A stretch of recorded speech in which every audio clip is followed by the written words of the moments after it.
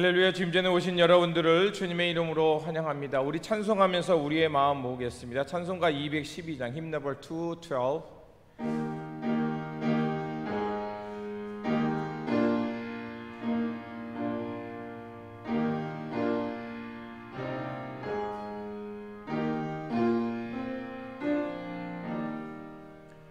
겸손히 주를 섬길 때 괴로운 일이 많으나 그 주여 내게 힘주사 잘 감당하게 하소서. 인자말을 가지고 사람을 감화시키며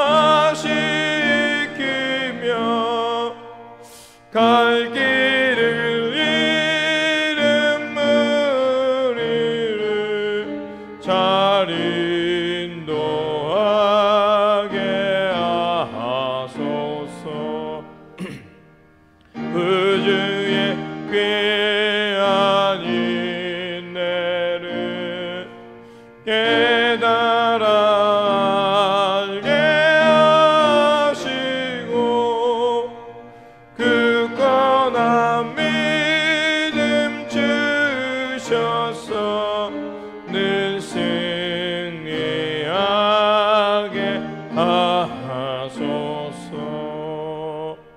장래의 영광 비추사 소망이 되게 하시며 그 주와 함께 살면서 참 평강 얻게 하소서.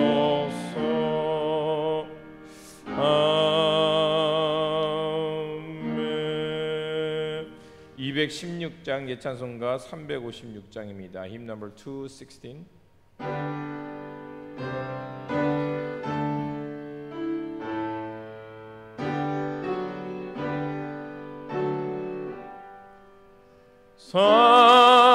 성자의 귀한 몸 날 위하여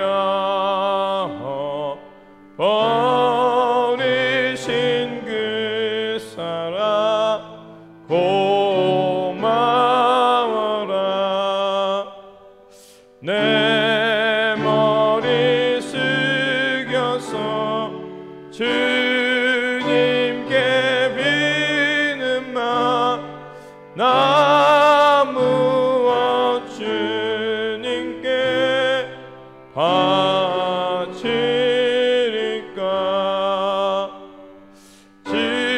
지금도 날 위해 간구하심 이 옅은 믿음이 없나니.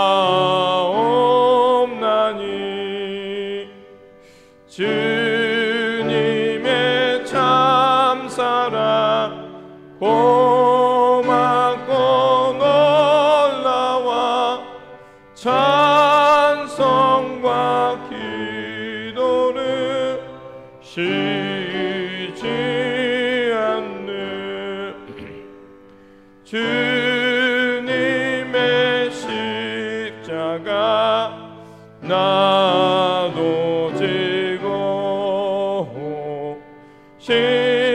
신실한 믿음과 마음으로 형제의 사랑과 친절한 위로를 네게 나 베풀게 하옵소서.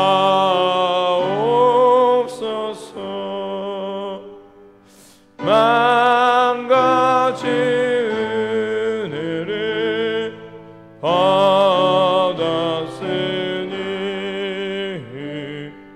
내 평생 슬프나 즐거우나 이 몸을 온전히 주님께 바쳐서 주님만 위하여 늘 살겠네. 아멘.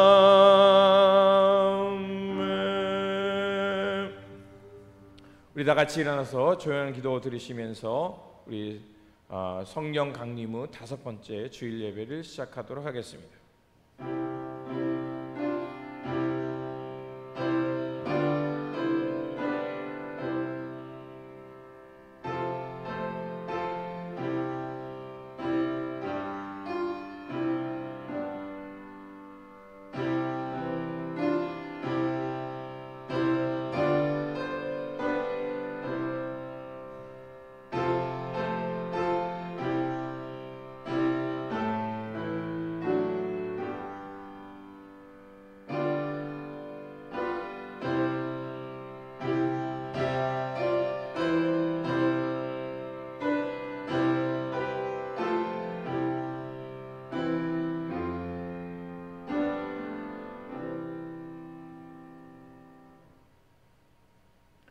오직 그 말씀이 내게 심히 가까워서 내 입에 있으며 내 마음에 있은즉 내가 이를 행할 수 있느니라. 전능하신 하나님, 이 시간 우리의 눈을 여시어 하나님이 만드신 피조 세계의 찬란함과 생명의 아름다움을 보게 하여 주옵소서. 또한 우리가 드리는 이 예배를 기뻐 받아 주시고 성령으로 우리를 도우셔서 말씀을 기쁘게 받게 하시고 그 말씀대로 살아가도록 지켜 주옵소서. 우리 구주 예수 그리스도의 이름으로 기원하옵나이다. 아멘. 찬송가 9장 예찬송가 53장입니다. 힘 넘버 9.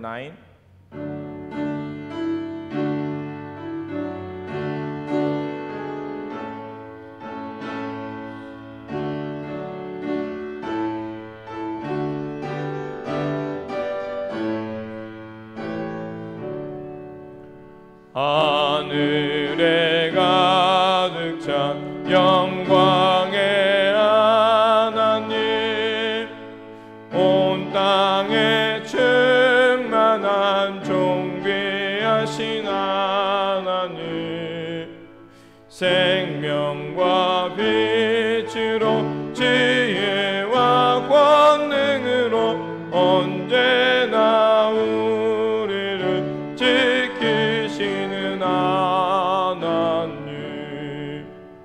성부와 성자와 성령 삼위의 하나님, 우리 예배를 받아주시옵소서. 사랑이 넘치는 자비하신 하나님, 은혜가 풍성한 구원의 하나님, 장애의 심령에 평안을 주시었고 죄악과 허물을 용서하여 주소서. 찬송과 영광과 생명 구원의 하나님, 우리 예배를 받아주시옵소서.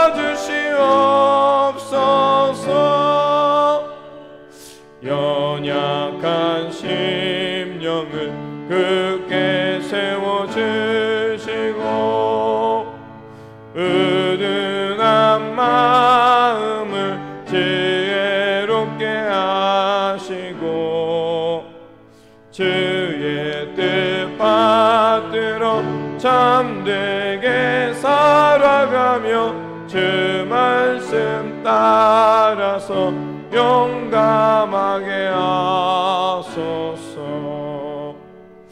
권능과 지혜와 사랑 은혜의 하나님, 우리 예배를 받아주시옵소서.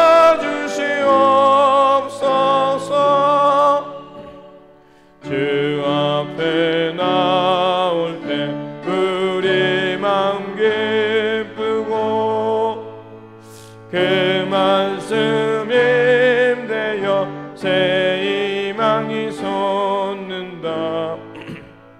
고난도 슬픔도 이기게 하시옵고 영원에 잇대어 살아가게 하소서. 우리의 자랑과 기쁨 생명의 하나님,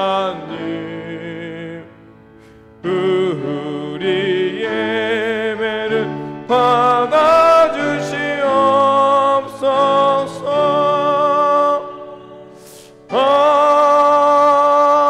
아멘.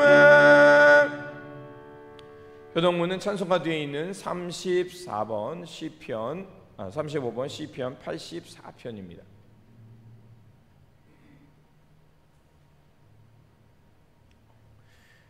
만군의 여호와여, 주의 장막이 어찌 그리 사랑스러운지요.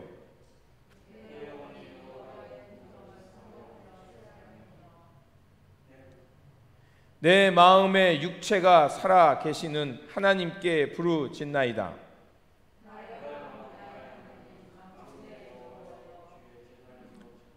주의 제단에서 참새도 제 집을 얻고 제비도 새끼들 보금자리를 얻었나이다.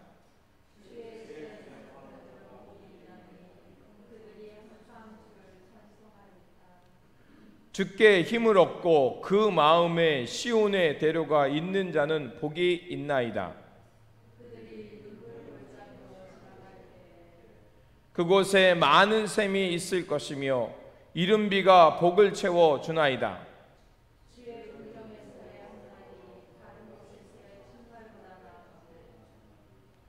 악인의 장막에 사는 것보다 내 하나님의 성전 문지기로 있는 것이 좋사오니 만군의 여호와여, 주께 의지하는 자는 복이 있나이다.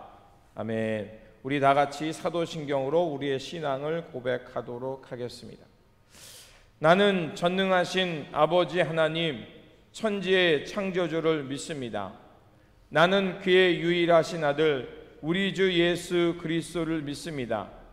그는 성령으로 잉태되어 동정녀 마리아에게서 나시고 본디오 빌라도에게 고난을 받아 십자가에 못 박혀 죽으시고 장사된 지 사흘 만에 죽은 자 가운데서 다시 살아나셨으며 하늘에 오르시어 전능하신 아버지 하나님 우편에 앉아 계시다가 거기로부터 살아있는 자와 죽은 자를 심판하러 오십니다. 나는 성령을 믿으며 거룩한 공교회와 성도의 교제와 죄를 용서받는 것과 몸의 부활과 영생을 믿습니다. 아멘. 다 자리에 앉으시겠습니다. 이 시간 우리를 대표하여 문경석 권사님께서 대표 기도해 주시겠습니다.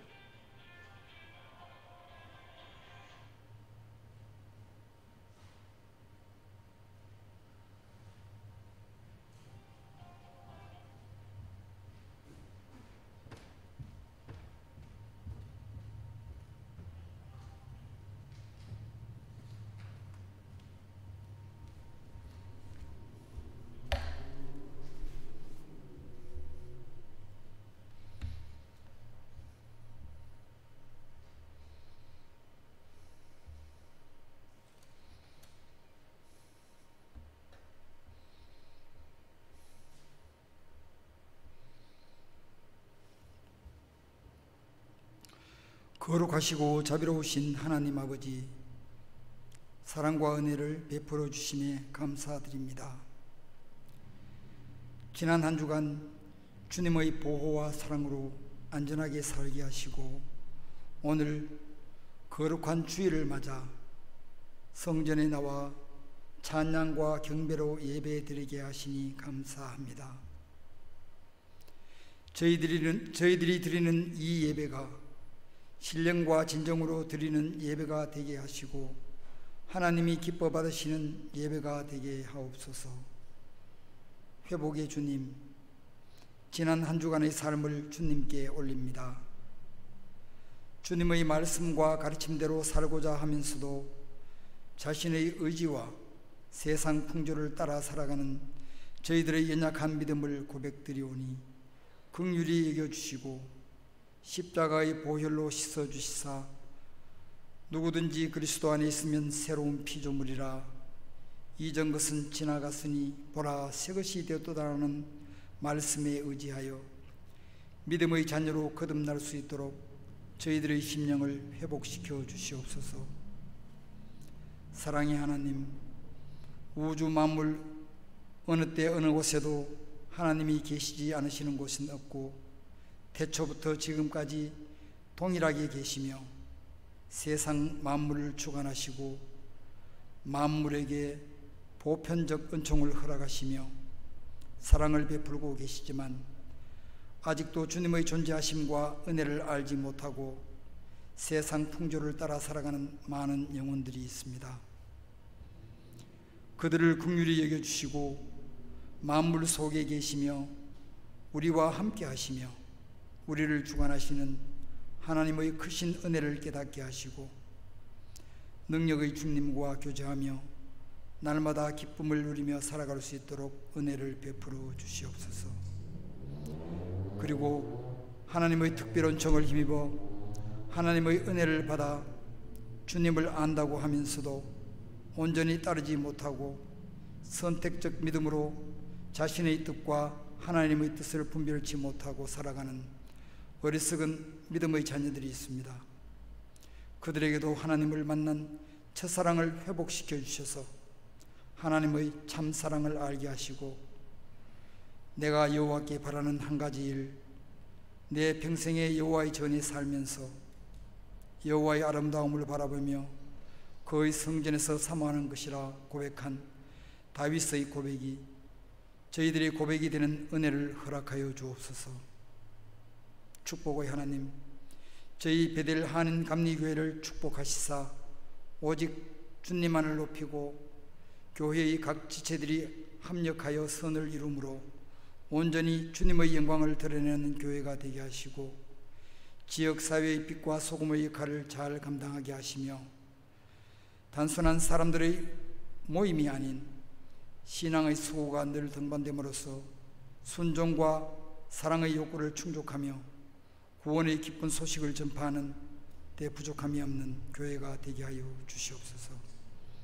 성령 하나님, 말씀을 들고 다니에 서시는 목사님을 성령으로 충만케 하사 저희들을 향하신 하나님의 말씀을 담대하게 선포케 하옵소서. 말씀 받는 저희들의 심령에 떨어지는 말씀들이 저희들의 심령 골수를 죽이기까지 하시는 주님의 말씀 따라 살아가기로 결단하는 은혜의 시간이 되게 하여 주시옵소서. 예배의 시종을 태초부터 세상 끝날까지 함께 하시며 우리의 삶을 주관하시고 사랑과 은혜로 함께 하시는 우리의 구주 예수 그리스도의 이름으로 기도드립니다. 아멘.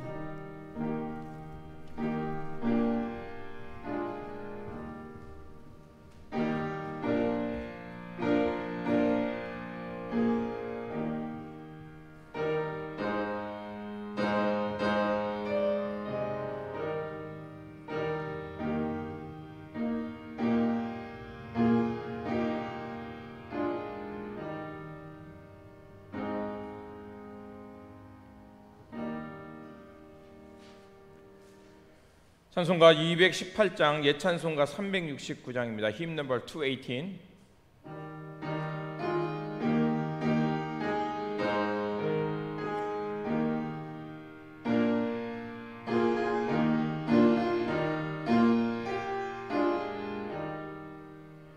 내 맘과 정성을 다하여서 주 너희 하나님을 사랑하라.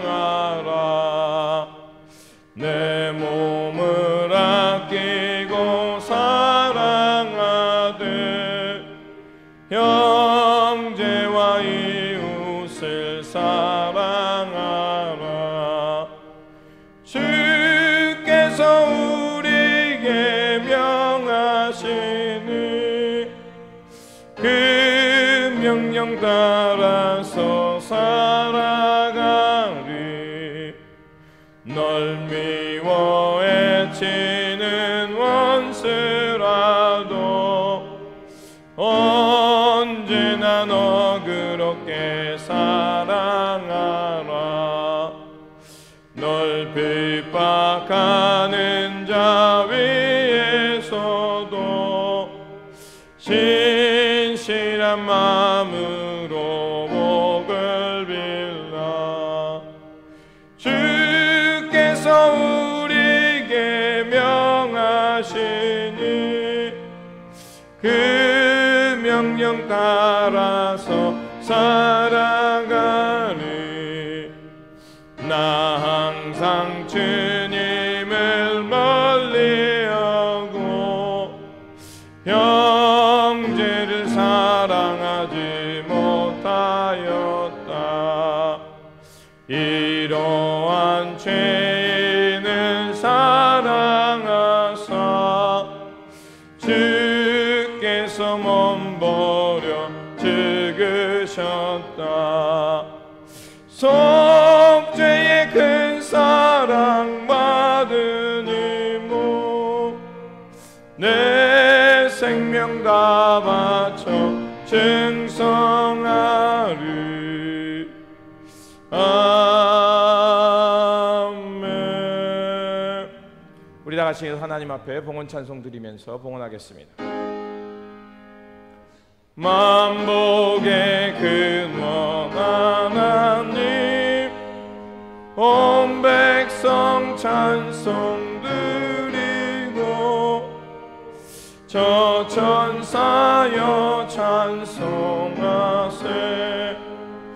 찬송 성부 성자 성령 아멘. 풍성한 은혜와 사랑을 날마다 공급하여 주시는 하나님, 주 안에서 새로운 피조물 되어 새 생명의 삶을 살게 하시니 감사를 드립니다. 주님의 은총 받은 자답게 언제나 하늘의 부르심을 향해 주님의 길을 따라 걷게 하여 주옵소서. 오늘도 내려주신 은혜에 감사하여 예물 드리오니 기쁘게 받아주시고 이 땅에 천국 복음을 전하는 일에 사용하여 주옵소서. 그래서 이 물질이 쓰여지는 곳마다 하나님 나라의 평화와 생명의 불꽃이 피어나게 하여 주옵소서.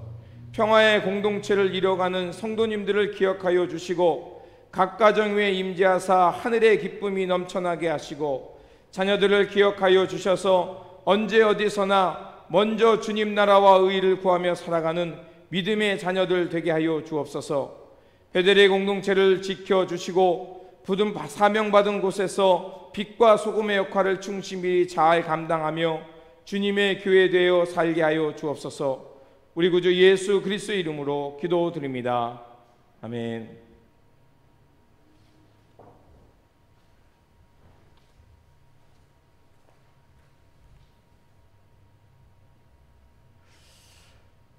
오늘 우리에게 주신 말씀은 누가복음 10장 25절에서 37절입니다. 우리 함께 찾아서 교대로 읽고 37절 말씀 같이 읽도록 하겠습니다. Today's scripture reading is Luke chapter 10 verse 25 through 37.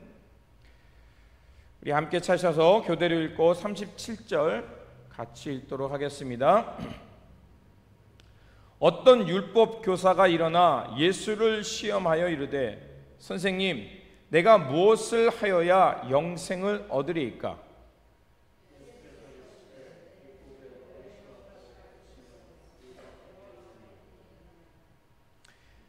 대답하여 이르되 내 마음을 다하며 목숨을 다하며 힘을 다하며 뜻을 다하여 주 너희 하나님을 사랑하고 또한 내 이웃을 내 자신과 같이 사랑하라 하였나이다.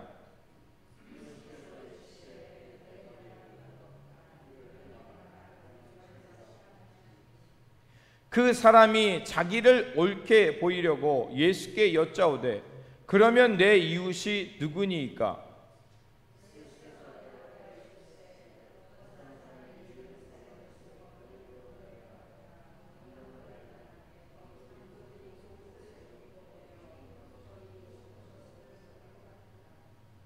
마침 한 제사장이 그 길로 내려가다가 그를 보고 피하여 지나가고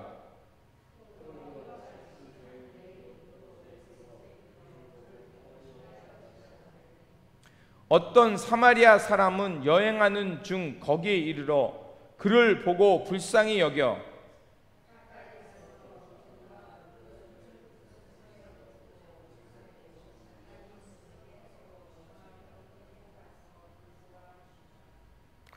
그 이튿날 그가 주막 주인에게 데나리온 2를 내어 주며 이르되 이 사람을 돌보아 주라.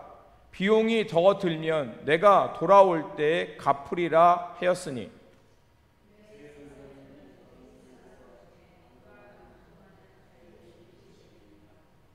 이르되 자비를 베푼 자니이다.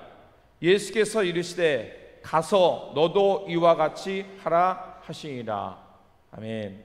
교회 소식을 전하겠습니다. 우리 계류 권사님, 좌한 성도님, 또 영로 권사님, 우리 건강하게 신앙생활 잘하실 수 있도록 기도해 주시고, 그리고 우리 윤영희 권사님도 건강하게 신앙생활 잘하실 수 있도록 기도해 주시기 바랍니다.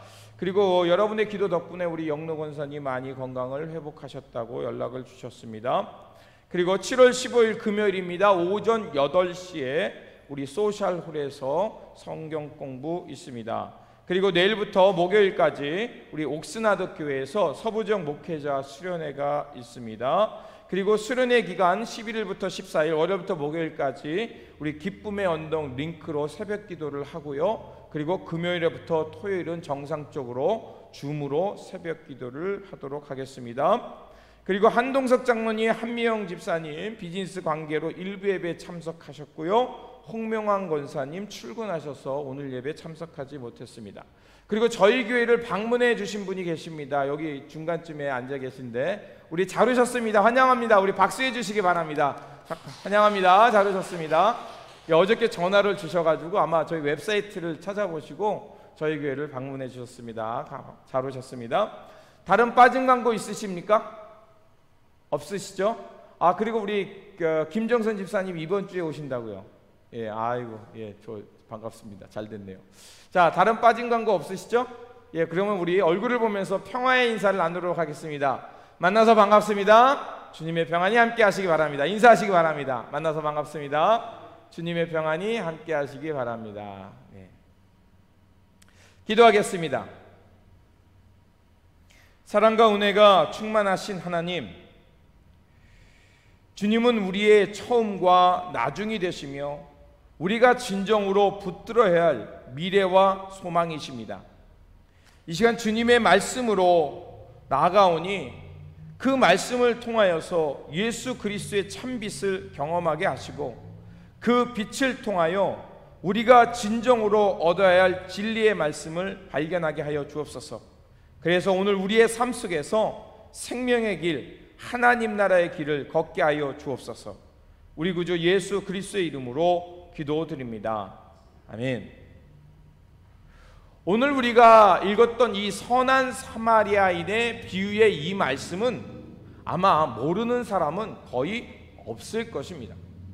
미국에도 굿 사마리탄 로우라고 해서 이 법이 있습니다. 이 법의 내용은 위험에 처한 사람을 보았을 때 내가 의무적으로 도울 필요는 없지만 내가 그 사람을 돕다가 과실이 발생했을 때 내가 돕는 과정에서 그 사람이 어디가 다치거나 또 혹은 어디가 더 나빠질 수가 있잖아요. 긴급한 상황에서. 그랬을 때 도움을 준 사람에게 민형사상의 책임을 묻지 않는 법이 바로 이 선한 사마리아인의 법입니다. 그리고 제가 알기로는 이 법이 대한민국에도 2008년도쯤에 비슷한 법이 생긴 것으로 알고 있습니다. 그래서 이처럼 예수님께서 말씀하신 이 선한 사마리아인의 이 비유는 전 세계 그리고 많은 지역에 굉장히 많은 영향력을 끼쳤다는 것을 알 수가 있습니다. 그렇다면 예수님께서 왜 이 비유의 말씀을 하셨을까요? 바로 예수님께서 이 비유의 말씀을 하신 이유는 바로 율법사가 바로 예수님의 의견에 반박 혹은 이의를 제기했기 때문에 그렇습니다. 우리가 읽었던 본문 바로 앞에 70인의 제자를 둘씩 짝지어서 고을에 파송하신 말씀이 나오고, 그리고 제자들이 돌아와서 예수님께 그 선교 보고를 했던 말씀이 나옵니다. 제자들이 정말 예수님의 이름으로 귀신을 내어쫓고 병자를 위해 기도했더니 병이 나았던 거예요. 그래서 그들이 너무 기뻐서 예수님께 보고했습니다. 그러자 제자들이 이렇게 보고하니까 예수님도 너무 기뻐서, 맞다, 하늘에서 어둠의 영이 벼락처럼 떨어진 것을 내가 보았다, 이렇게 말씀하셨죠. 그리고 그 다음에 한 가지 더 중요한 것을 말씀하셨죠. 너희들이 이를 행한 것을 보고 기뻐하지 말고 너희들의 이름이 하나님의 생명책에 하늘에 기록된 것을 기뻐하라고 말씀하셨죠.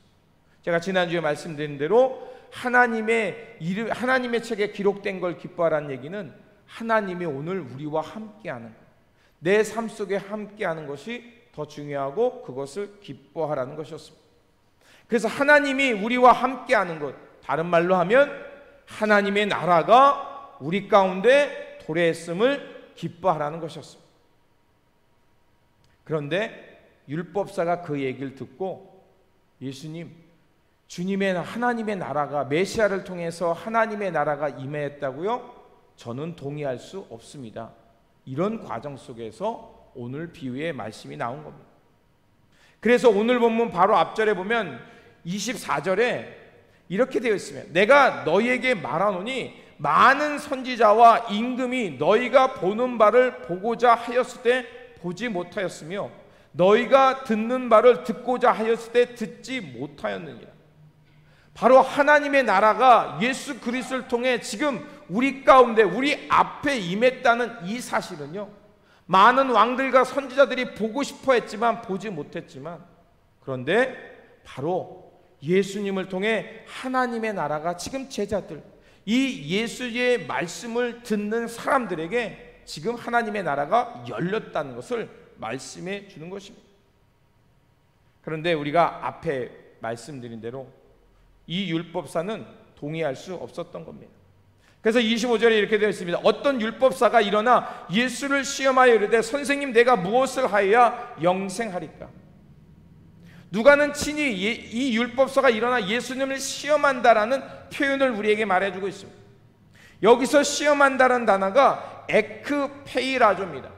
에크라는 단어와 페이라조가 합해진 단어예요. 우리 번역에는 나와 있지만 어떻게 예수님을 시험했냐면 철저히 시험했다는 거예요. 예수님께 틀린 게 없나 하나하나 짚어가면서 예수님께 이의를 제기했습니다. 그 이의 제기는 뭐냐? 하나님의 나라가 지금 우리 앞에 도래했다는 거 믿을 수 없다는 겁니다.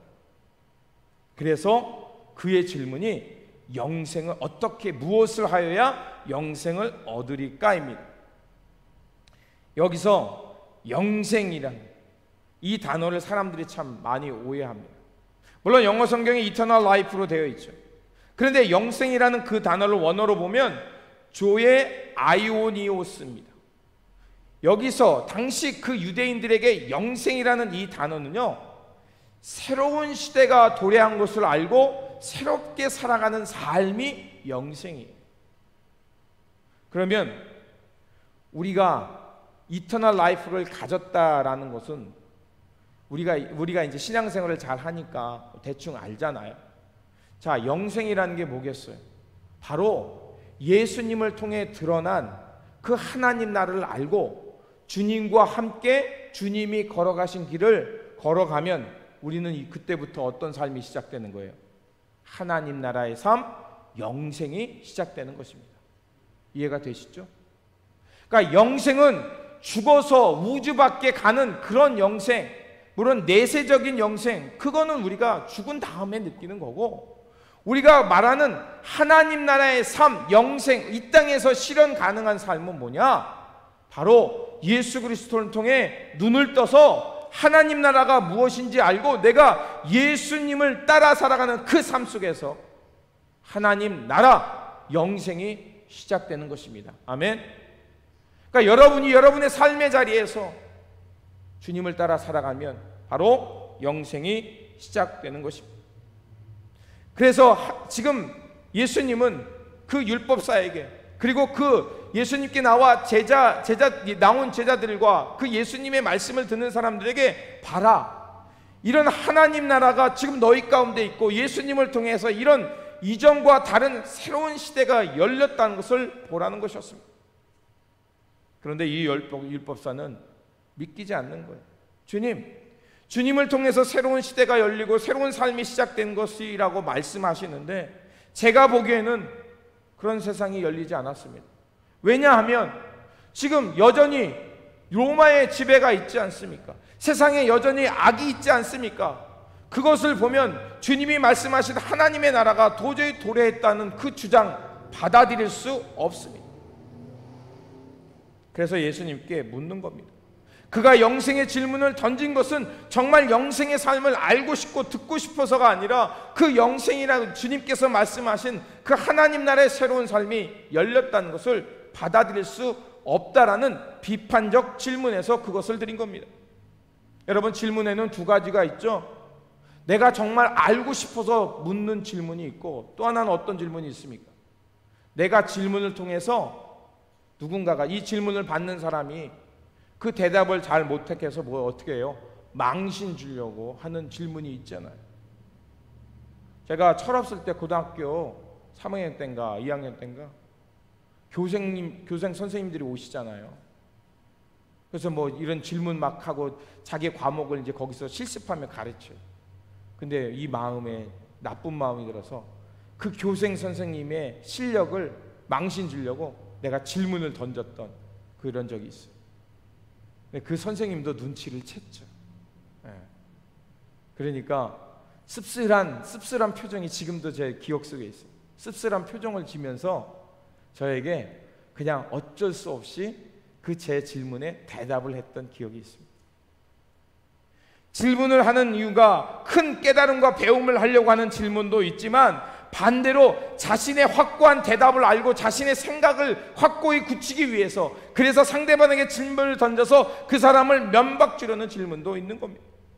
지금 율법사가 예수님에게 던졌던 그 질문은 예수님으로부터 배우고 하나님의 나라가 궁금해서가 아니라 예수님이 지금 말씀하시는 하나님의 나라가 임하지 않았다는 것을 자신의 질문으로 증명하고 싶고, 예수님이 말씀하는 하나님의 나라를 거부하고 싶었던 것입니다. 자, 그럴 때 예수님은 그것을 아셨죠. 그리고 26절에 도리어 그에게 묻습니다. 예수님도 그 사람이 질문을 던지는 의도를 파악하셨다는 거죠. 그래서 묻습니다. 율법에 무엇이라 기록되었으면 내가 어떻게 읽느냐? 그 사람은 이미 대답을 알고 있으니까 그렇게 반문하는 거예요. 자, 그러자 그는 기다렸던 듯이 얘기합니다. 27절입니다. 내 마음을 다하며 목숨을 다하며 힘을 다하며 뜻을 다하여 주 너희 하나님을 사랑하고 또한 내 이웃을 내 자신같이 사랑하라 하였나이다. 신명기 6장과 레위기 19장입니다.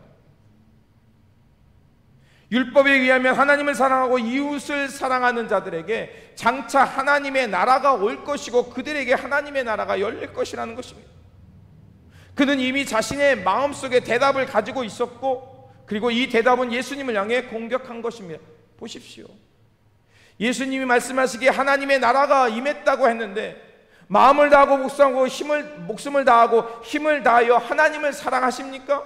그리고 하나님을 사랑하는 그 사랑의 삶이 지금 여기에 실현되고 있습니까?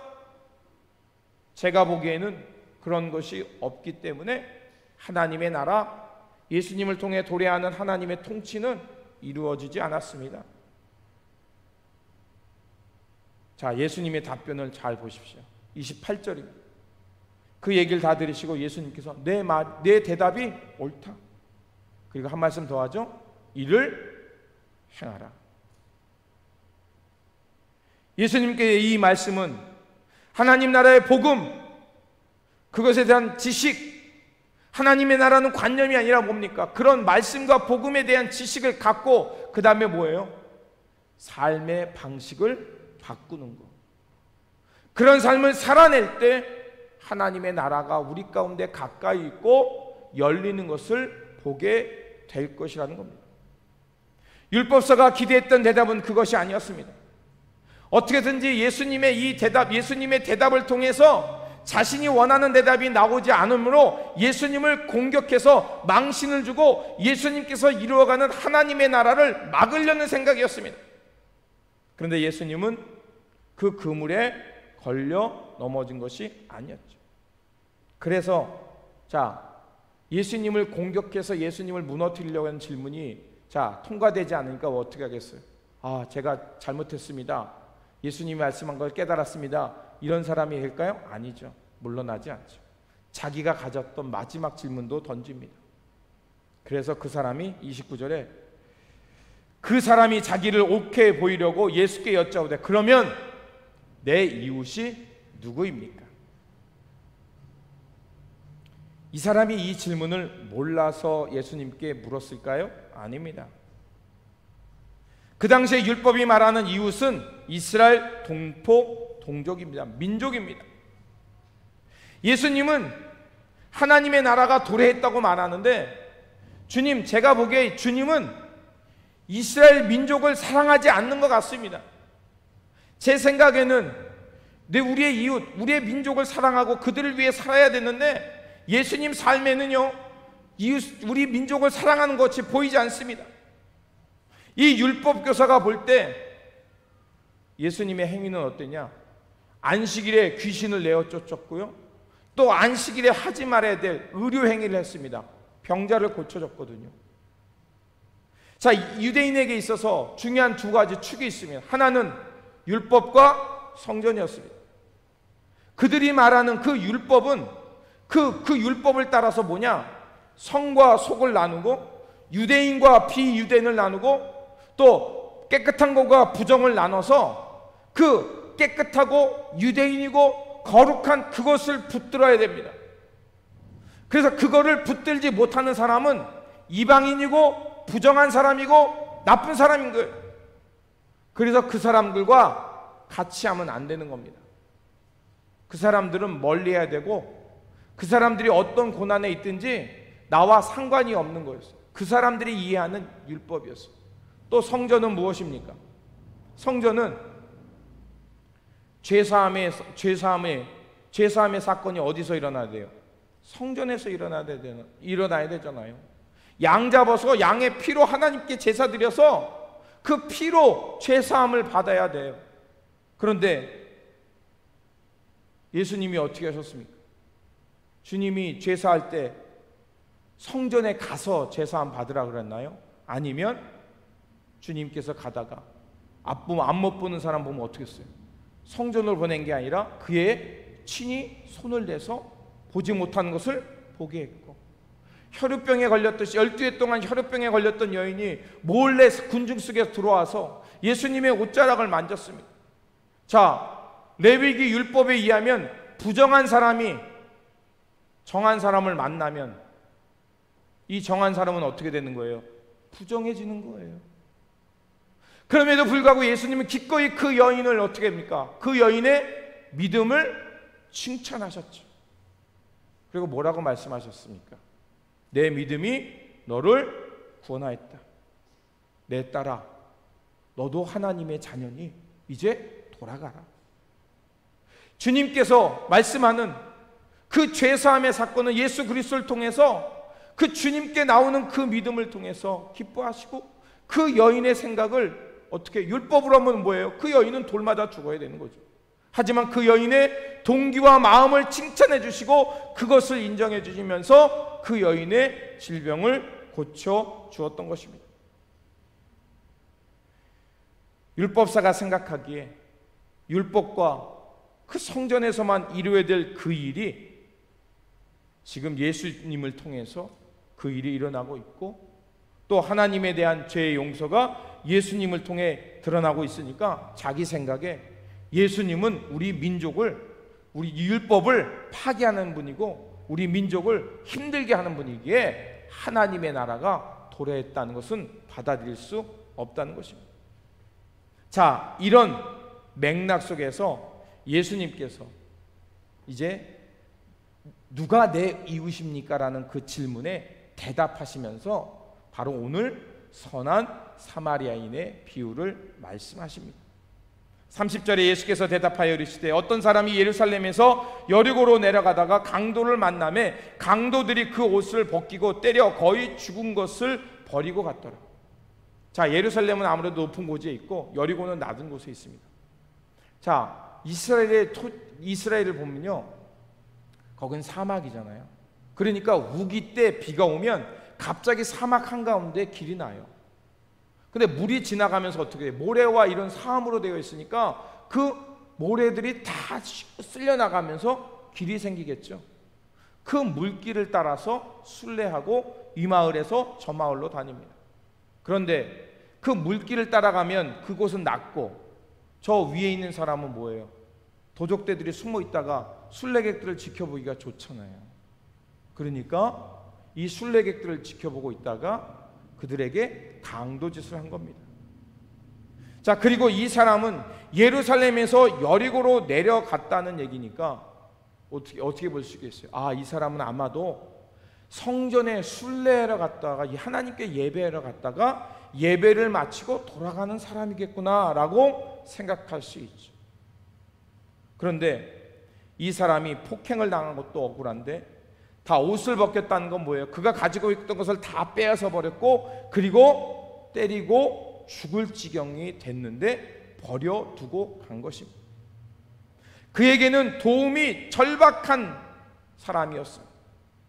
그때 마침 여기 나와 있는 대로 제사장과 레위인이 지나갑니다.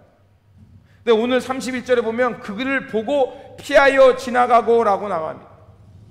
제사장은 어떤 사람입니까? 유대인들에게 존경받는 사람입니다. 누구보다도 하나님의 의의를 행하는 사람이었습니다. 그런데 그 사람이 그를 보고 도망갔다, 피해갔다라고 말합니다.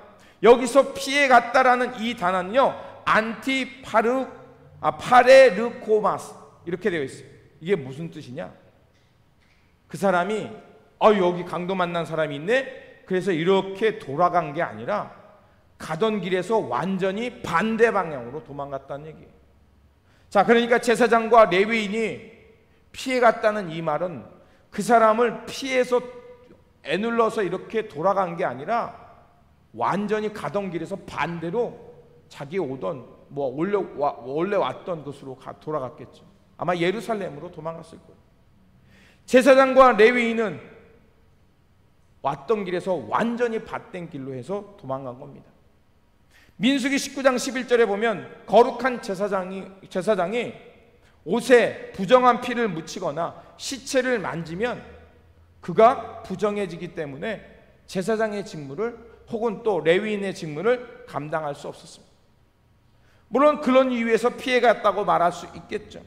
하지만 지금 이 가는 길은 뭡니까? 예루살렘에서 여리고로 내려가던 길이었으니까 이렇게 추측해 볼 수 있죠. 그의 직무는 다 끝났다는 거죠. 그런데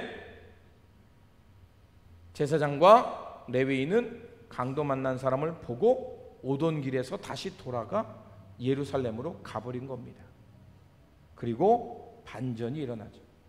우리가 아는 대로 33절에서 35절까지 말씀. 여러분, 이 말씀 잘 보면서 한번 이 사마리아인이 어떤 행동을 했는지 동사들을 잘 살펴보시기 바랍니다. 33절에서 35절에 이렇게 되어 있습니다. 그 사람이 강도 만나는 사람을 보고 어떻게 했냐? 불쌍히 여겼습니다. 그 다음에 가까이 갔습니다. 그리고 기름과 포도주를 그 상처에 붓고 싸맸고 그 다음에 자기 짐승에 태워서 주막에 데려가서 돌보아 줄 뿐만 아니라 자기가 가던 길이니까 주막에게 부탁하고 2 데나리온을 주면서 이렇게 말합니다. 이 사람을 좀 돌봐 주십시오.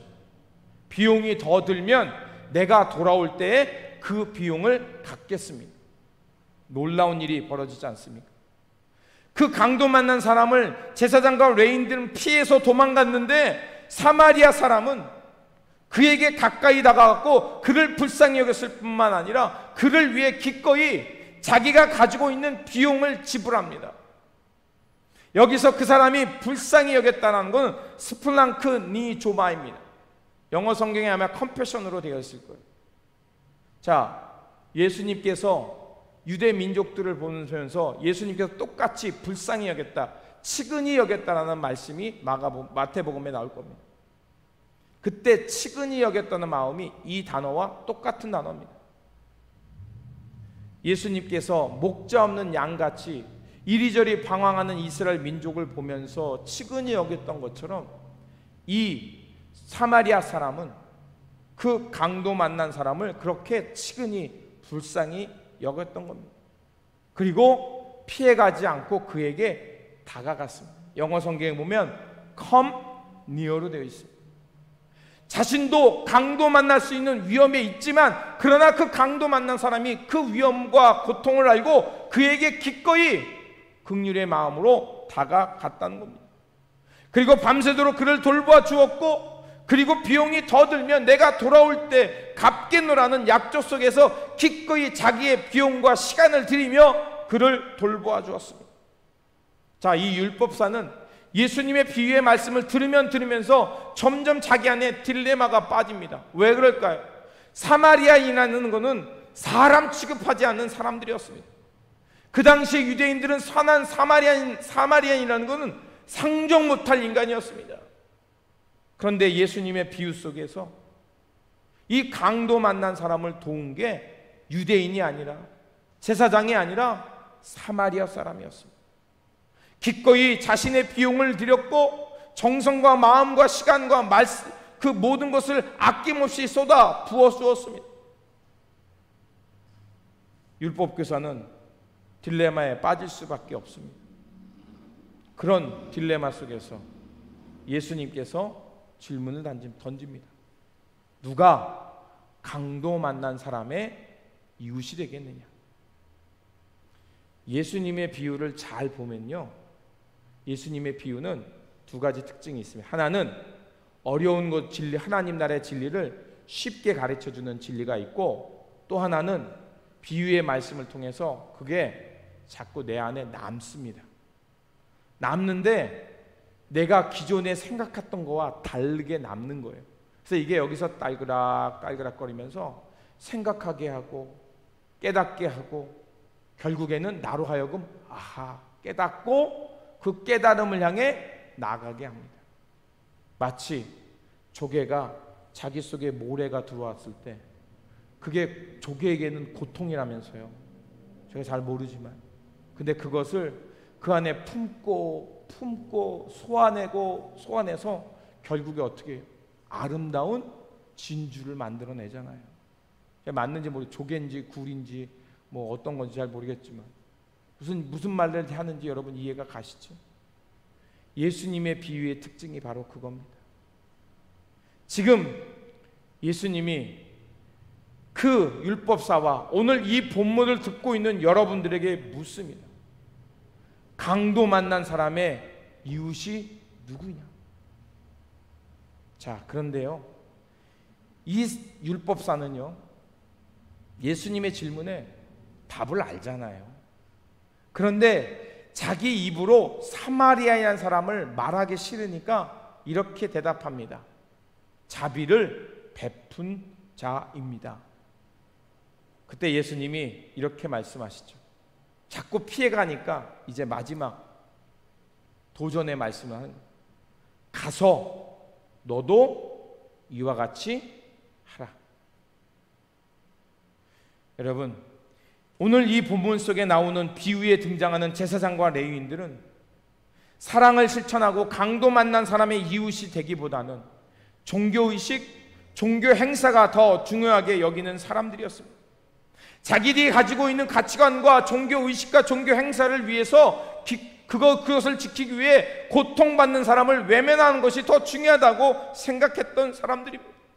앞에서 언급한 대로 그 당시에 그들이 윤리했던 율법은 너와 나, 성과 속, 유대인과 비유대인,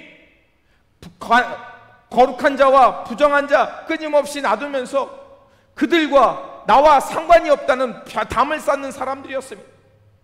이 담을 쌓는 게 무슨 문제가 되겠습니까? 담을 쌓는다는 것은 그 담 밖에 있는 사람들은 나와 상관이 없으니까 고통당할 때 뭐예요? 멀뚱멀뚱 구경합니다. 담장 밖에, 울타리 밖에 있는 사람은 나와 상관이 없는 사람이니까 그가 굶주려도 내가 전혀 길티 필링을 느끼지 않습니다. 여러분, 오늘날과 비슷하지 않습니까? 오늘날 많은 사람들은 피부색, 종교, 가난한 부의 여부, 부를 가졌는지 갖지 못했는지, 그 사람이 많은 연봉을 받는지 연봉을 받지 못하는지, 그 사람의 출신이 미국인지 외국인지 담장 만들고 계급 만들고 울타리 만들어서 끊임없이 나와 상관없는 사람으로 부정하고 배척합니다. 그런데 오늘 본문에 나오는 사마리아 사람은 어떻습니까? 그가 어떤 피부색이든 어떤 종교를 가졌든, 그가 가난하든 부하든 상관없이 그가 도움이 필요한 사람이라고 생각했을 때 그는 측은지심의 마음으로,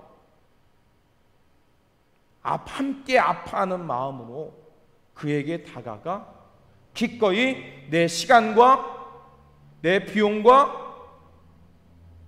내가 내 에너지를 써가면서 강도 만난 사람을 도와주었습니다. 예수님께서는 이 비유를 통해서 그 율법 교사에 협소하고도 이기적이고 자기중심적인 그 율법의 해석의 개념을 깨트리시고 이웃이란, 오늘 이 땅에 이 시대에 강도 만난 사람들의 이웃이 되어주고 선한 사마리안이 되어주는 것이 바로 하나님을 사랑하고 이웃을 사랑하는 것이고 영생이고 하나님의 나라라고 말씀해 주고 있는 것입니다.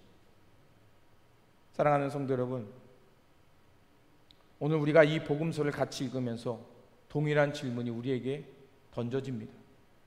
오늘 이 시대에 강도 만난 사람은 누구일까요? 그들이 나와 상관이 없는 사람일까요? 바라옵기는 그 강도 만난, 이 시대의 강도 만난 사람들의 이웃이 되어주는 것이 바로 영생이고 하나님 나라인 줄 믿습니다.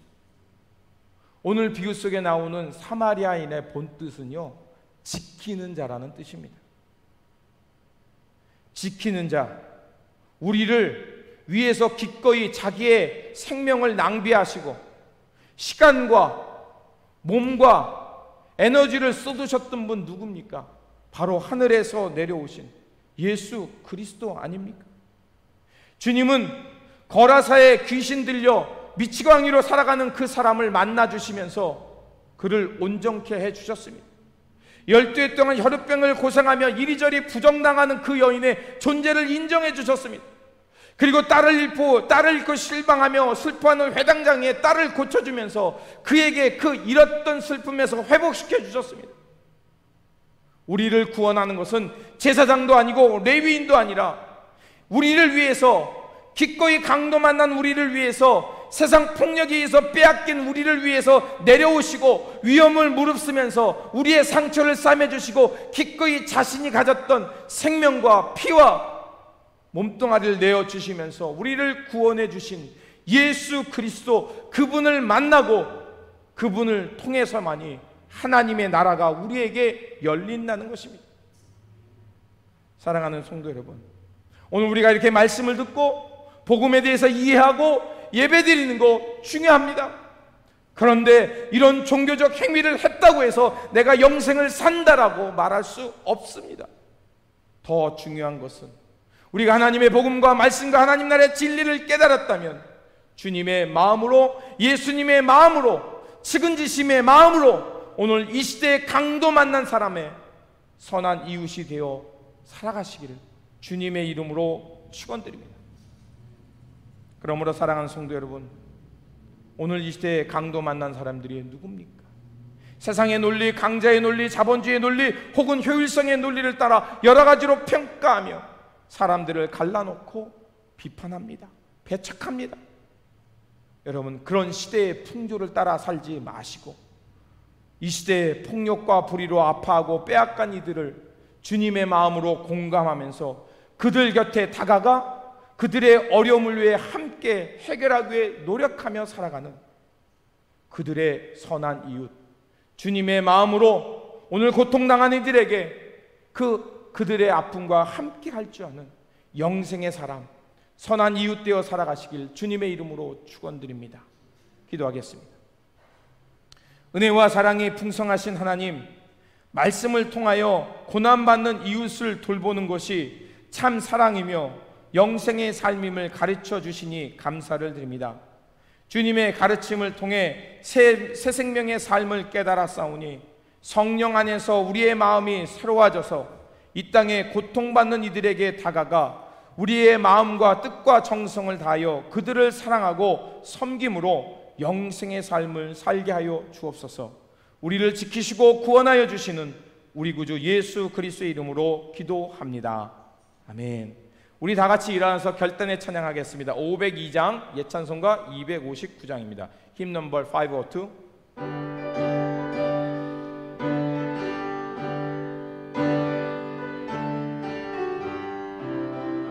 빛의 사자들이여 어서 가서 어둠을 물리치고 주의 진리 모르는 백성에게 복음의 빛 비춰라. 빛의 사자들이여 복음의 빛 비춰라. 죄로운 밤 밝게 비춰라. 빛의 사자들이여 선한 사역 위하여 힘을 내라. 주 함께 하시겠네. 주의 크신 사랑을 전파하며 복음의 빛 비춰라. 빛의 사자들이여 복음의 빛 비춰라. 죄로운 마음 밝게 비춰라. 빛의 사자들이여 주님 부탁하신 말 순종하여 이 진리 전파라. 산을 넘고 물 건너 힘을 다해 복음의 빛 비춰라. 빛의 사자들이여 복음의 빛 비춰라. 죄로운 밤 밝게 비춰라. 빛의 사자들이여 동서남북 어디나 땅끝까지 주님만 의지하고 눈 어두워 못 보는 백성에게 복음의 빛 비춰라. 빛의 사자들이여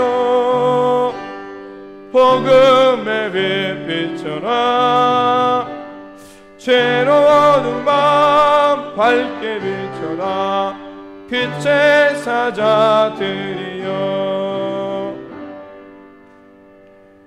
이제는 우리 구주 예수 그리스도의 은혜와 하나님 아버지의 극진하신 사랑하심과 오늘 우리 안에 계셔서 우리를 치유하시고 새롭게 하시는 성령님의 교통 감화하심이 오늘 주님의 말씀을 듣고 주님의 마음으로 이 땅에 고난받는 이들의 선한 이웃 되어 살기로 결단하는 모든 성도님과 이 교회와 우리 삶 속에 지금부터 영원토록 함께 하시기를 간절히 축원하옵나이다. 아멘.